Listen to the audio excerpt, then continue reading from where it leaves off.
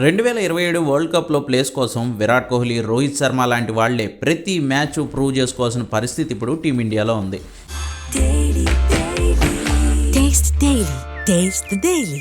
ఇలాంటి టైంలో bad luck నా బెస్ట్ ఫ్రెండ్ అంటున్నాడు శ్రేయస్ అయ్యర్.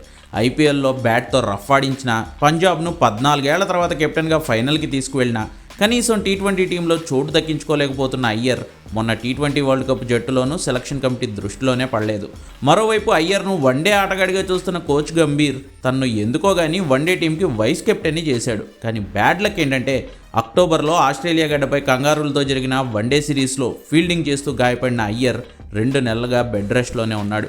ఒకానొక టైంలో అయ్యర్ను ఐసీయూలో కూడా పెట్టారంటూ వార్తలు వచ్చాయి. బాల్ని ఆపే క్రమంలో అతని పొత్తి కడుపులో గాయమైందని చెబుతూ ఆ సిరీస్ నుంచి తప్పించారు. మొన్న జరిగిన సౌత్ ఆఫ్రికా వన్డే సిరీస్ను అయ్యర్ ఆడలేకపోయాడు. ఇప్పటికే అతనే వైస్ కెప్టెన్. కానీ త్వరలో జరగబోయే న్యూజిలాండ్ వన్డే సిరీస్లోనూ అయ్యర్ ఆడే అవకాశాలు లేవని తెలుస్తోంది. బీసీసీఐ ఎక్సలెన్స్ సెంటర్లో ఫిట్నెస్ పరీక్షలు పూర్తి చేసుకోవాల్సిన అయ్యర్ ఆ మ్యాచ్ ఫిట్నెస్ను సాధించలేదట. పైగా అయ్యర్ విపరీతంగా బరువు తగ్గిపోయాడు అంటున్నారు. గాయం కారణంగా దాదాపు 8 కిలోల బరువును అయ్యర్ కోల్పోయాడని, మ్యాచ్ ఆడే శక్తి తనకు లేదని తెలుస్తోంది.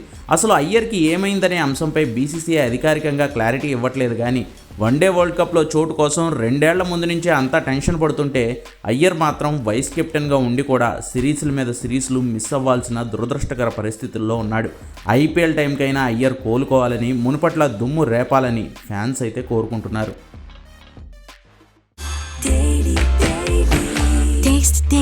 Taste the Daily.